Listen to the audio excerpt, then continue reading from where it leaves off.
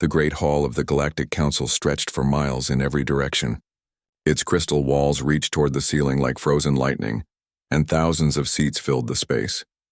Representatives from across the galaxy sat in their designated areas, their bodies strange and wonderful in their diversity. Ambassador Zekthara stepped forward on his four legs. His blue skin reflected the soft light that came from everywhere and nowhere. In his three-fingered hands, he held a data tablet that glowed with urgent information. "Honored council members," Zekthara began, his voice echoing through the vast chamber. "I bring news of a species that requires immediate attention." The ancient being known as Elder Morvain leaned forward on her floating platform. Her kind had lived for over 10,000 years, and she had seen many species rise and fall. "Another primitive world, Ambassador?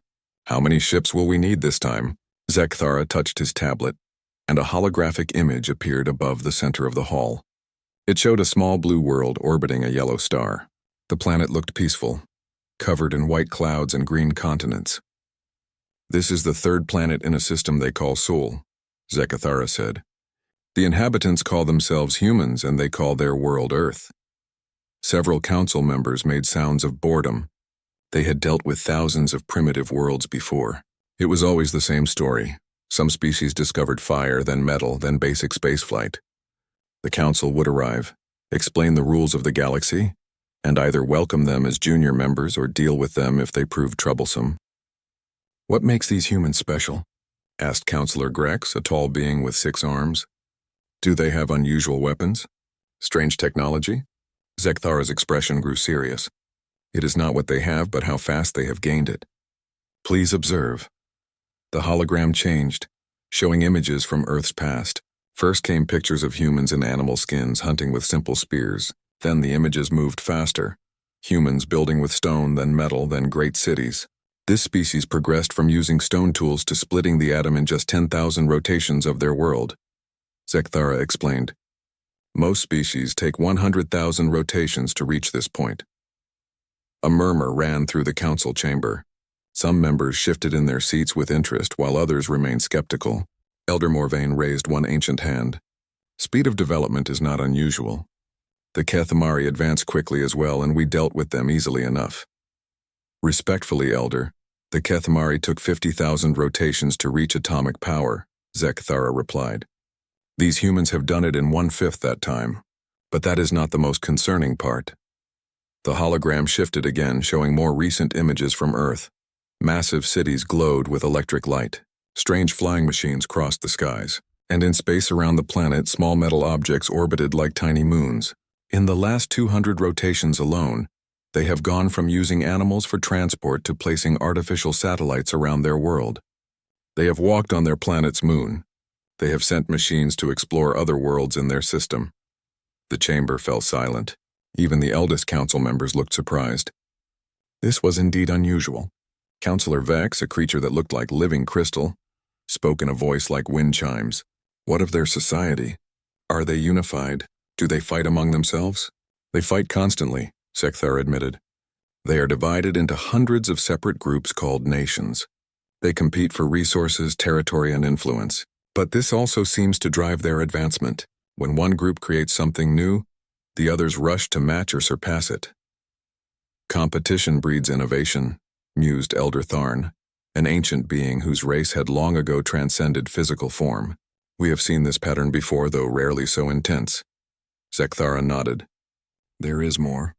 Our long-range sensors detected something troubling. The humans have begun experimenting with faster-than-light communication theories. Their mathematics show they understand the basic principles. This caused an immediate stir in the chamber. Representatives began talking among themselves in dozens of different languages. The sound grew loud enough that Elder Morvain had to call for order. "Silence!" Her voice boomed through the hall. "Ambassador, are you certain of this information?"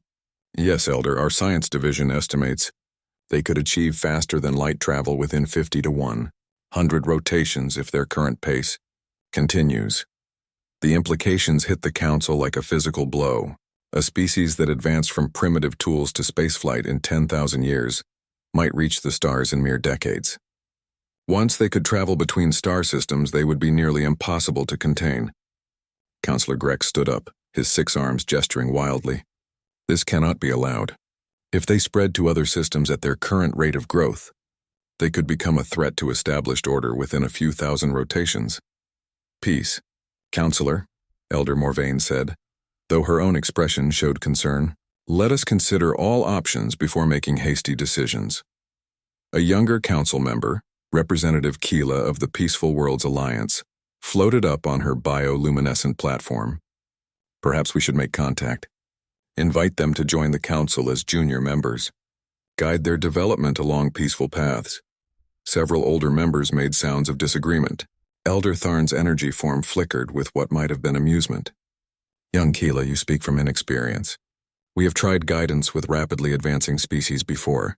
They rarely accept limitations on their growth. Zekthara cleared his throat. If I may, honored council, there is one more factor to consider. Our behavioral analysis suggests these humans possess unusual persistence. When faced with obstacles, they do not retreat or accept defeat easily. They adapt and overcome. He touched his tablet again, showing videos of humans in various situations. Explorers crossing frozen wastelands, scientists working for years on single problems, individuals performing acts of incredible bravery to save others. They call it many things: determination, stubbornness, refusing to give up. But whatever the name, it means they do not easily accept being told what they cannot do. The chamber fell quiet as council members absorbed this information. The decision they made here would affect the entire galaxy. Some species had been allowed to join the council peacefully. Others had been relocated to preserve worlds suitable for other life forms. And some had been dealt with more permanently. Elder Morvain looked around the chamber, reading the mood of the assembled representatives. After 10,000 years of life, she could sense which way the decision would go. Very well, she said finally. All those in favor of immediate containment action indicate your approval. Lights began appearing throughout the chamber as representatives cast their votes. One by one, sections of the Great Hall glowed with agreement. When the voting ended, the result was clear. The motion passes unanimously, Elder Morvain announced. Earth will be sterilized before its inhabitants can develop interstellar capabilities. The threat will be eliminated. Representative Keela's platform dimmed with sadness. Is there no other way? They are a young species. Perhaps with time and guidance. Time is what we do not have, Elder Tharn replied, his energy form pulsing. Better to act now, swiftly and cleanly, than to face a galactic war in a few thousand rotations. Zekthara bowed his head. I will prepare the strike force immediately. How many ships will be required? Elder Morvain consulted her own data tablet. A primitive world with chemical rockets and basic nuclear weapons? 12 dreadnoughts should be more than sufficient. Classify this as a minor pest control operation. Estimated mission time? Zekthara asked. 6 hours should be adequate, the Elder replied. These humans may be quick to learn, but they are still limited to their single world. Once we eliminate their industrial centers, resistance will crumble quickly. As the council session ended and representatives began filing out of the Great Hall, none of them noticed the small warning that appeared on Zekthara's tablet. Deep space sensors had detected unusual activity in the outer regions of the Sol system. Something was moving out there far from Earth itself, but the ambassador dismissed it as space debris or perhaps a small research probe. After all, what could a primitive species possibly have hidden in the dark spaces between worlds? The strike force launched within hours, confident in their mission and certain of swift victory. Behind them, the Galactic Council returned to other business, considering the human problem solved before it could truly begin. They would soon learn how wrong they were. Dr. Sarah Chen stared at the screens in the Luna Defense Command Center, her coffee growing cold in her hands. For 5 years she had been preparing for this moment, ever since the first mysterious signals had been detected from deep space. While the world above celebrated another peaceful day, Sarah and her team had worked in secret, building humanity's hidden shield. Contact confirmed, announced Lieutenant Park from his station. 12 large vessels approaching from the outer system. Configuration unknown, but they're big. Really big. Sarah set down her coffee and walked to the main display. The alien ships appeared as dots of light against the star field, but the computer's analysis showed their true size. Each vessel was over 2 kilometers long, bristling with what could only be weapons. Time to intercept? She asked. At current speed, they'll reach Earth orbit in 6 hours, Park replied. Should we send a communication attempt? Sarah shook her head. Not yet. Let's see what they do first. All defense platforms to ready status. Wake up the hidden bases on Europa and Titan. The Luna Defense Initiative had been born from humanity's first discovery of alien signals. While most governments had dismissed the faint transmissions as natural phenomena, a small group of scientists and military officials had taken them seriously. They had convinced world leaders to secretly fund a defensive network, just in case. Now that caution was about to pay off. Commander Zhang floated in the zero-gravity section of Defense Platform Alpha, watching his crew make final preparations. The platform looked like an asteroid from the outside, which was exactly the point. Hidden inside the rocky shell were railguns, missile launchers, and a small fusion reactor. Incoming transmission from Luna Command, his communications officer reported. Sarah's voice crackled through the speakers. All platforms, this is Control. We have 12 unknown vessels approaching Earth. They haven't responded to standard greeting signals. Assume hostile intent. Zhang felt his stomach tighten. After 5 years of drills and preparation, this was really happening. Understood, Control. Platform Alpha standing by. Similar confirmations came from platforms scattered throughout the inner solar system. What looked like ordinary asteroids and space debris were actually weapons platforms, each one carefully positioned to defend Earth. Fleet Commander Thokvar stood on the bridge of his flagship, the inevitable Victory. The massive dreadnought had destroyed dozens of primitive worlds, and he expected this mission to be no different. His orders were simple. Eliminate all life on the third planet, then return to Council space. Approaching the target system now, Commander, his navigation officer reported. No signs of resistance. Their most advanced vessels appear to be small chemical-fueled rockets. Thokvar nodded with satisfaction. Excellent. Begin charging the planet crackers. We'll finish this quickly. But as his fleet moved deeper into the solar system, something unexpected happened. His sensors began detecting energy signatures that shouldn't exist on a primitive world. Commander, his science officer called out. I'm reading multiple power sources throughout this system. High-energy fusion reactions. Impossible, Thokvar replied. These primitives barely understand atomic energy. Before the science officer could respond, the first railgun shot struck the inevitable Victory's shields. The massive ship shuddered under the impact and alarms began blaring across the bridge. We're under attack, the weapons officer shouted. Energy discharge from an asteroid. Sarah watched the tactical display as humanity's hidden weapons revealed themselves. Across the solar system, fake asteroids shed their rocky disguises and began firing. The alien ships, caught completely off guard, struggled to respond to attacks coming from every direction. Platform 7 reports direct hit on enemy Vessel 3, Lieutenant Park announced. Platform 12 engaging Vessel 7 with nuclear-tipped missiles.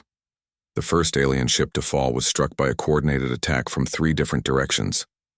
Railgun slugs moving at incredible speed punched through its armor, while nuclear missiles exploited the damage. The massive vessel broke apart in a brilliant flash of light.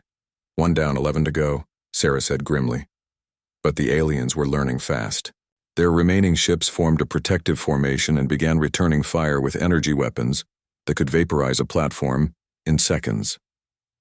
2 of humanity's hidden bases were destroyed before they could retreat deeper into their asteroid shells. Captain Marcus Rodriguez commanded the UES Defiance, one of humanity's newest warships.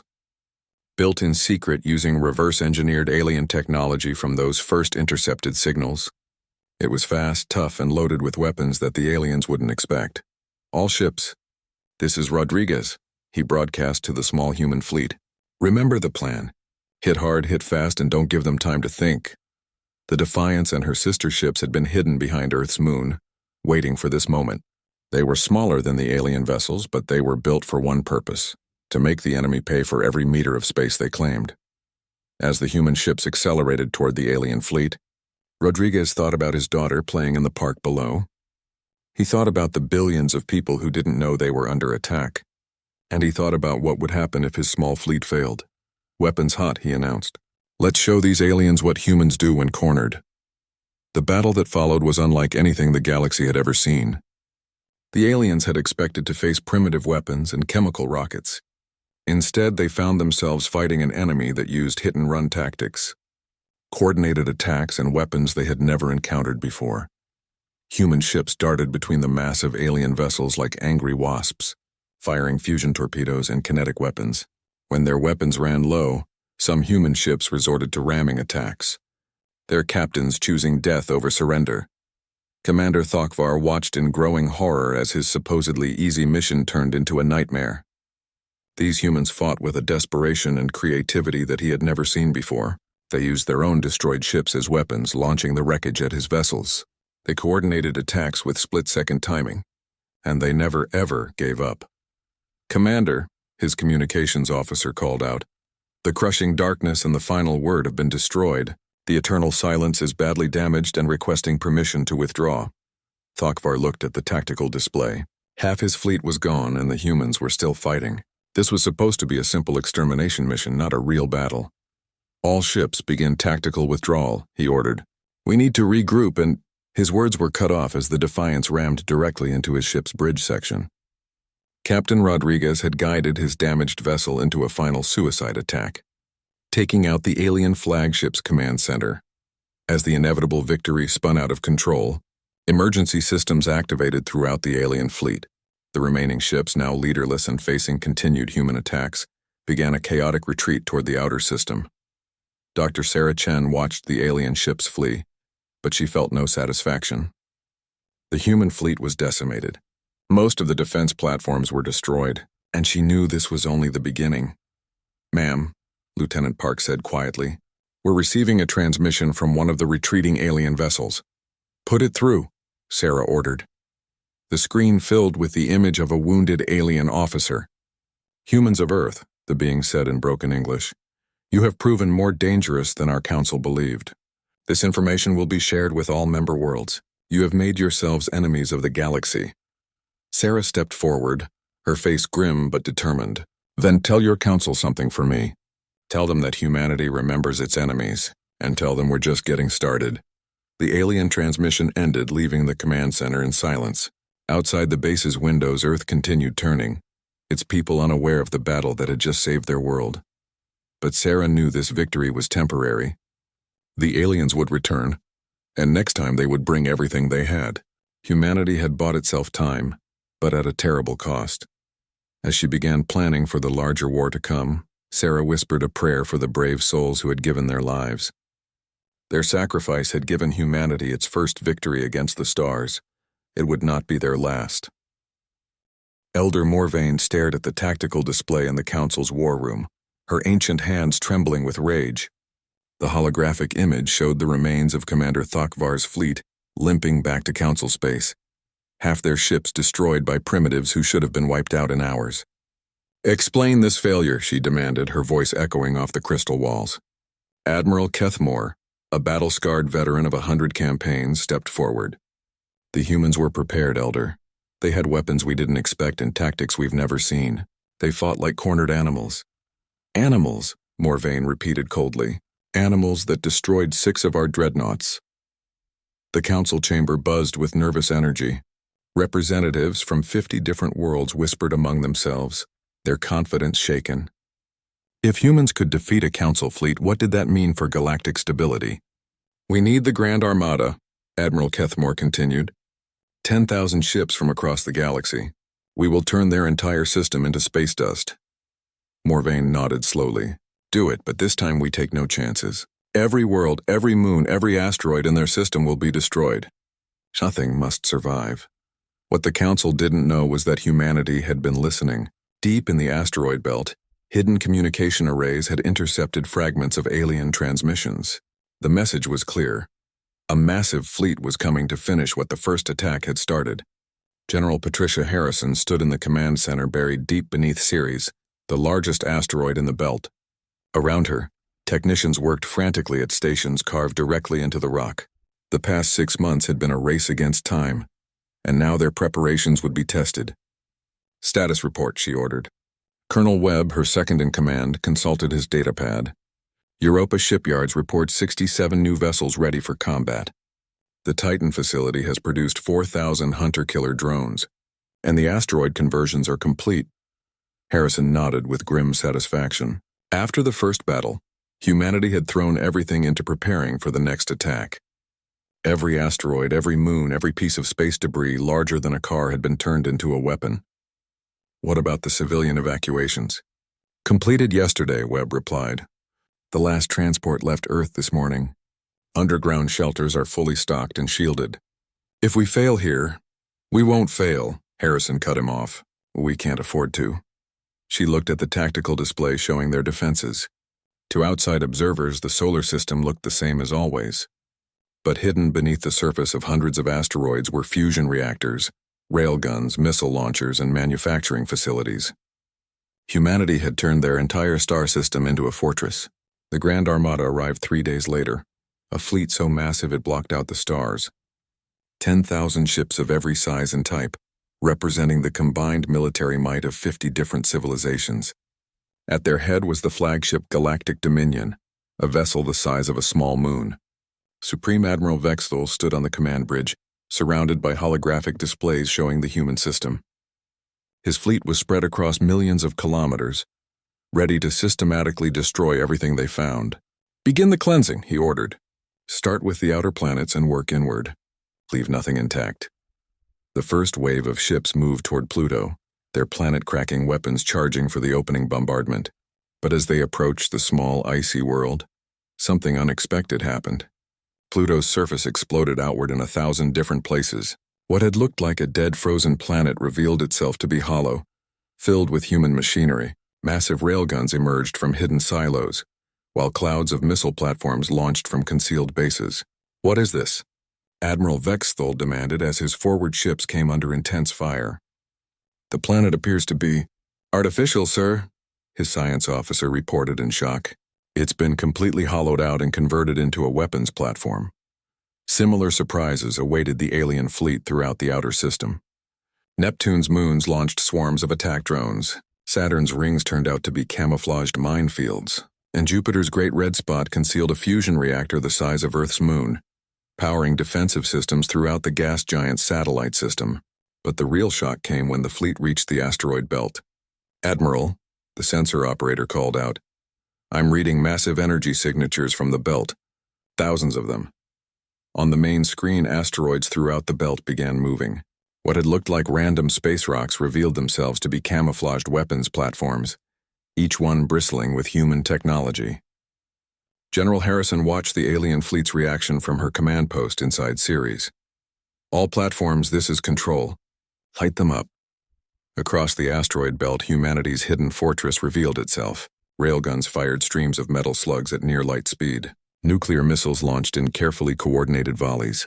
And from the largest asteroids came something the aliens had never seen before. Gravity weapons that could crush a ship's hull like paper. The battle for the asteroid belt raged for 3 days. The aliens had numbers, but humans had position and preparation. Every asteroid had been carefully placed to create overlapping fields of fire. When one platform was destroyed, 2 others were positioned to cover its zone.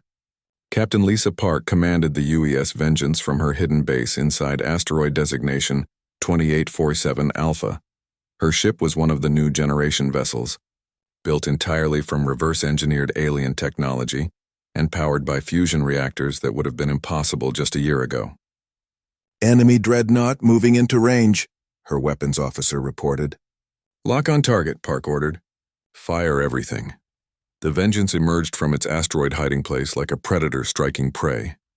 Its new weapons, based on captured alien designs but improved with human engineering, tore through the enemy ship's shields in seconds. But for every victory, humanity paid a price. The aliens adapted quickly, focusing their massive firepower on revealed positions. One by one, the hidden bases fell silent, their crews dying at their posts rather than surrender. Admiral Vexthal watched his fleet's progress with growing concern. Yes, they were winning, but the cost was enormous. He had expected to lose perhaps 50 ships in this campaign. Instead, he had already lost over 1,000, with more falling every hour. These humans fight like they have nothing to lose, his tactical officer observed. Because they don't, Vexthal replied grimly. We came here to exterminate their species. They know this is their last stand. The breakthrough came when the aliens discovered the command center hidden inside Ceres. A concentrated bombardment from 50 dreadnoughts cracked the asteroid open, exposing the buried facilities within. General Harrison felt the base shaking around her as alien fire tore through the outer layers of rock. Emergency lights flickered and the air filled with dust and debris. "Ma'am," Colonel Webb shouted over the noise, "the main reactor is failing. We need to evacuate." Harrison shook her head. "Not yet. Send the signal to Earth. Tell them Phase 2 is authorized." As Ceres died around her, Harrison activated the final protocol.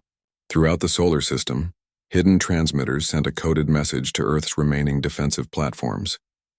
The message was simple: execute Exodus. The aliens had won the battle for the asteroid belt, but at a cost that shocked even their experienced commanders. Of the 10,000 ships that had entered the system, less than 7,000 remained. The humans had made them pay for every kilometer of space, but as the Grand Armada regrouped for the final assault on Earth, they failed to notice the small ships launching from hidden bases throughout the system.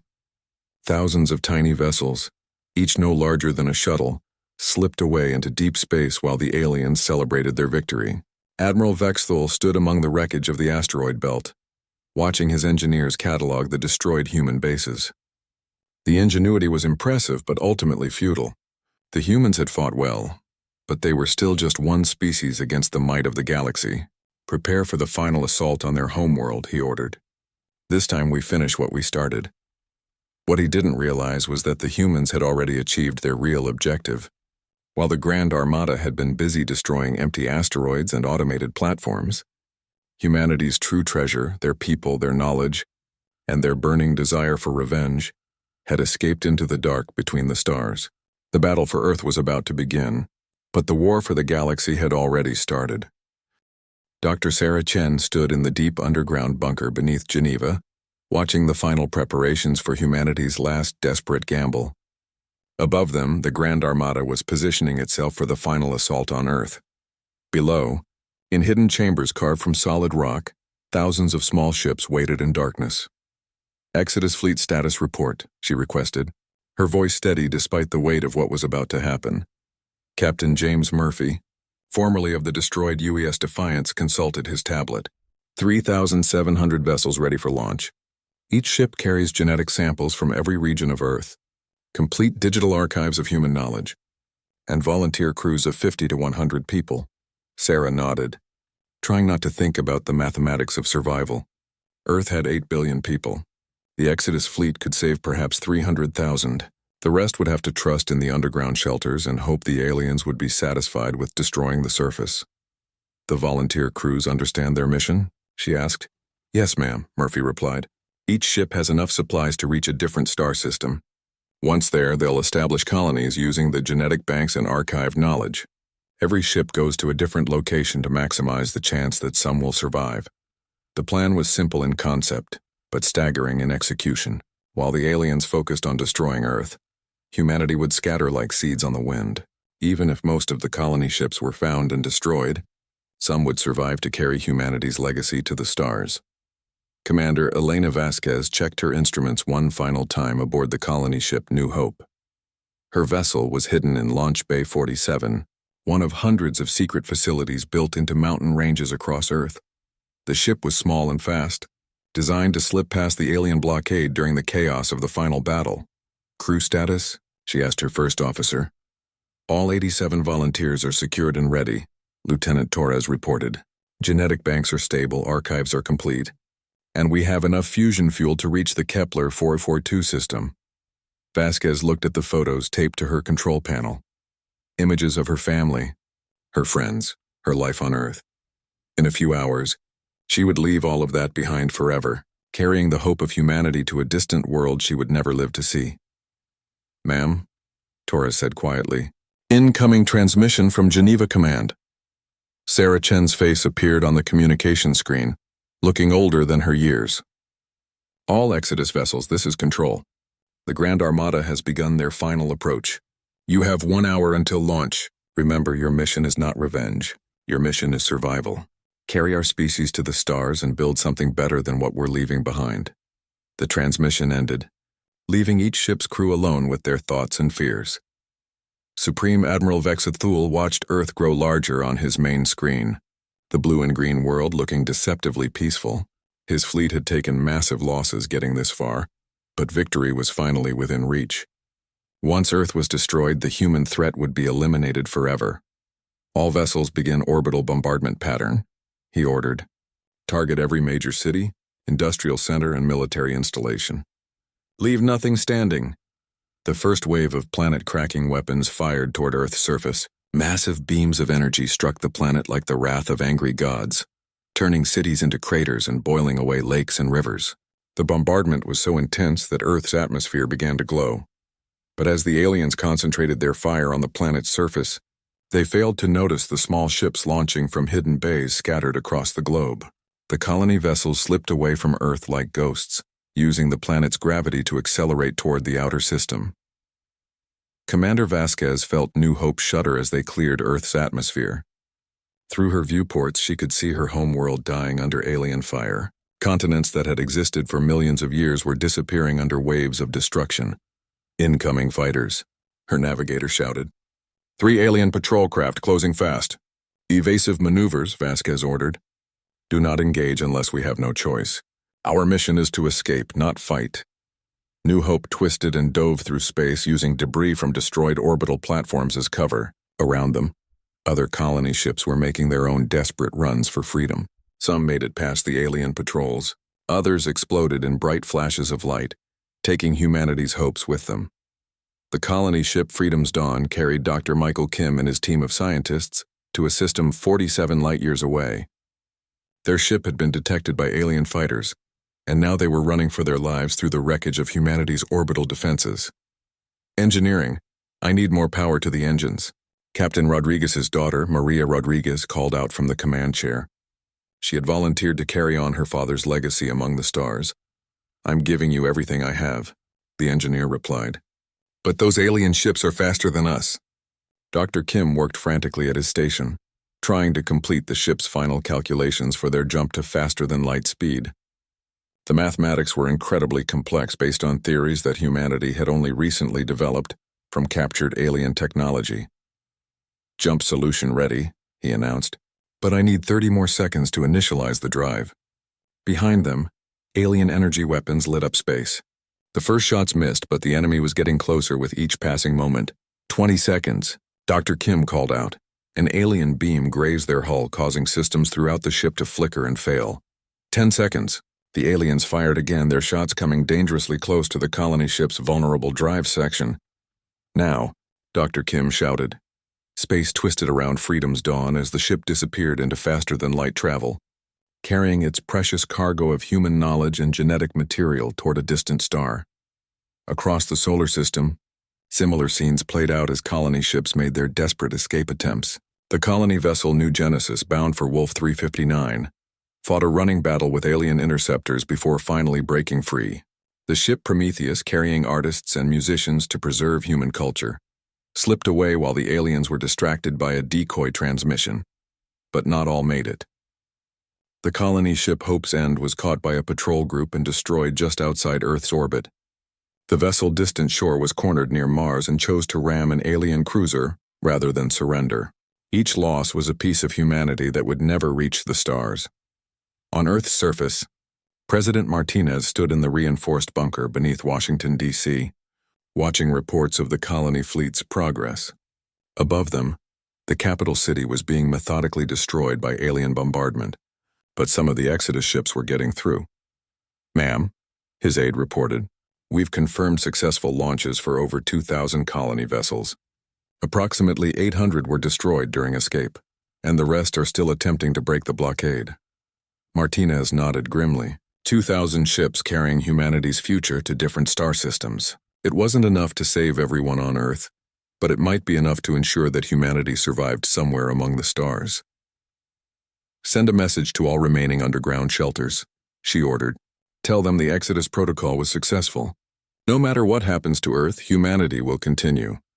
As the bombardment intensified above them, the president and her staff settled into wait.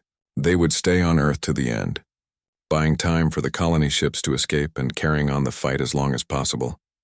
Admiral Vexthal stood among the ruins of what had once been Earth's greatest cities, his victory finally complete. The planet's surface was a wasteland of glass and fire, its oceans boiled away, its atmosphere poisoned. The human homeworld was dead. "Excellent work," he transmitted to his fleet. "The threat has been eliminated. Begin the return journey to Council space." But as his ships prepared to leave the devastated system, long-range sensors detected something that made his victory feel hollow. Scattered throughout the outer system were the energy signatures of small ships traveling at faster than light speed, heading in dozens of different directions. "What are those readings?" he demanded. His science officer checked the data twice before responding. "It appears to be escape craft, Admiral. Hundreds of them, possibly thousands, all heading to different star systems." Vexthul stared at the sensor display in growing horror. They had destroyed Earth, but the humans had escaped. Instead of containing them to one world, the Grand Armada had scattered them across the entire galaxy, and these escaped. Humans would carry with them the memory of their destroyed homeworld and an unquenchable desire for revenge. For the first time since beginning this campaign, Admiral Vexthul wondered if the Council had made a terrible mistake. 5 years after the destruction of Earth, Elder Morvain stood before the emergency session of the Galactic Council, her ancient form trembling with fear rather than age. The great crystal hall that had once echoed with confident discussions of galactic peace now buzzed with panicked whispers and desperate plans. "Report," she commanded, though her voice lacked its former authority. Ambassador Zekthara, the same being who had first brought news of humanity to the Council, stepped forward. His blue skin had lost its healthy glow, and his 3-fingered hands shook as he consulted his data tablet. "The situation grows worse each day, Elder," he began. 67 Council worlds now report human colonies within their systems. These settlements appear overnight, fully established with advanced technology and defensive capabilities. Representative Keela, the young advocate who had once argued for peaceful contact with humanity, floated forward on her bioluminescent platform. "How is such rapid expansion possible? Our intelligence suggested it would take centuries for scattered refugees to establish viable colonies." "That was our error," Zekthara admitted. "We assumed the humans would struggle to survive on alien worlds. Instead, they have thrived. Each colony ship carried genetic banks and complete knowledge archives. They can establish a full industrial base within months of landing." The chamber fell silent as the implications sank in. The Council had scattered humanity across the galaxy thinking it would weaken them. Instead, they had given humans access to hundreds of different worlds and resources. Commander Elena Vasquez stood on the observation deck of New Hope Station, watching the construction of humanity's newest warship. The space station orbited Kepler 442b, a world the colonists had renamed New Earth. Around her, the orbital shipyards worked day and night, building vessels that combined human ingenuity with alien technology. "Status report, Commander," requested Dr. Michael Kim, now the colony's chief scientist. His hair had gone gray during the 5 years since Earth's destruction, but his eyes burned with the same determination that had carried humanity to the stars. "The vengeance of Earth is almost complete," Vasquez replied. "It incorporates technology from 6 different Council species, improved with our own modifications. The ship should be ready for the final phase within the week." Dr. Kim nodded with satisfaction. "And the other colonies?" "All reporting successful completion of their assigned tasks. New Genesis has perfected the gravity weapons, Prometheus Colony has developed new stealth technology, and the hidden base at Wolf 359 has recruited over 3,000 alien allies. This was humanity's greatest discovery. They were not alone in their hatred of the Council's tyranny. Across the galaxy, enslaved species and oppressed worlds had suffered under Council rule for millennia.